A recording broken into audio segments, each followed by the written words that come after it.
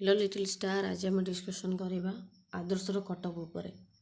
गोटे भिड अलरेडी कर सारी पुणी हठात कहीं आदर्शर कटअप उपर कारण एबे रिसेंटली तुम नवोदय एग्जाम जाइए तो ये आदर्शर कटअप कौन है ना नवोदय क्वेश्चन तुम जोटा इजी क्वेश्चन आसर आदर्शर जोटा क्वेश्चन एथर हार्ड क्वेश्चन थिला। तो जो एग्जाम जब हार्ड क्वेश्चन आसी पिला कम मार्क रखिंट तो कटअप कम जीव आउ जो पिला जदि इजी क्वेश्चन अच्छे अधिक मार्क रखिंट तो कटअप हाई जीव। तो नवोदय कटअप अलरेडी कही सारी जेनराल ओबीसी एससी पिला हूँ झील हूँ 90+ दरकार।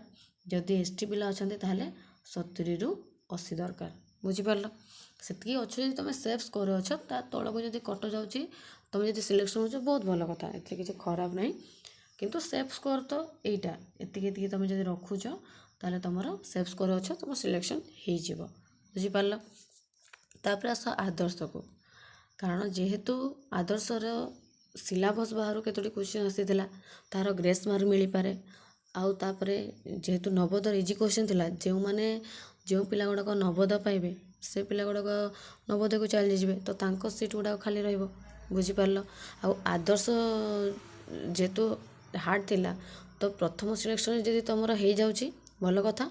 जदि प्रथम सिलेक्शन हो गला परे तापर जदि नवोदय रेजल्ट पब्लिश होची आउ पिला माने नवोदय को चली जाउछंती तुम सेकेंड सिलेक्शन रे भी हो जिवो। तो तुमर देखा गले एथर क्वेश्चन अनुसार आदर्शर जेनेराल पुओ हूँ कि झील हूँ 45+ रखी जाओ बोले तुम हो जेनेराल पुओ हो झील हो ये पुओ मानकर जेनेराल पुओ झील ओबीसी पुओ एमाने जदि 45+ रखिंट ताहले तुम हो। जदि ओबीसी झील अच्छ ओबीसी तुम जदि झील अच्छ गाल अच्छ ताहले तुमर से 40+ रखीदे तुम हो आदर्श। आदर्श कथा कहूँ एससी पुओ मानक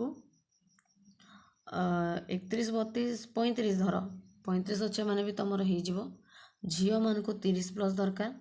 बुझीपार एससी झील मानक 30+ दरकार।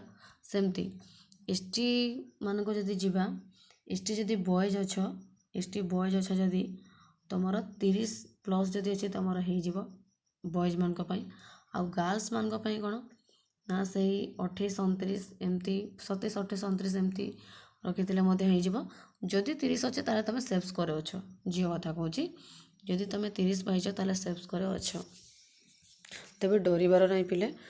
नवोदय जदि जो मैंने चलिए तुम सेकेंड ये सब मार्क जदि अच्छी तुम सेकेंड सिलेक्शन हो तो तेरे तुम आग को फोकस रग भिडियो भी कही एवं कहूँ 5th क्लास तुम आनुआल परीक्षा को मिस करनी 5th क्लास आनुआल परीक्षा को तुम भल भाव दियो।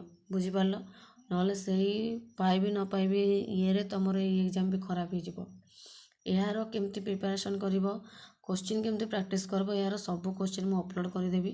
जदि सरकारी स्कूल जो मैंने पढ़छ केमती कर आउ शिशु मंदिर जो मैंने पढ़छ केमती कर ये सब टाइप वीडियो मुझे अपलोड करदेवी ए।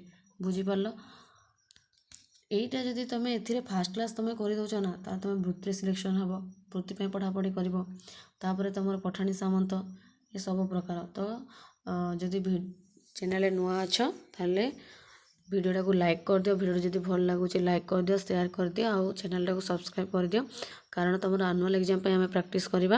हाँ जदि तुम भाई भौणी किए जदि प्रिपरेशन करने चाहते आदर्श नवोदय फ्री ऑफ कॉस्ट रे यूट्यूब रे न आमे आदर्श और नवोदय प्रैक्टिस करवा आउ मु पढ़ेबी।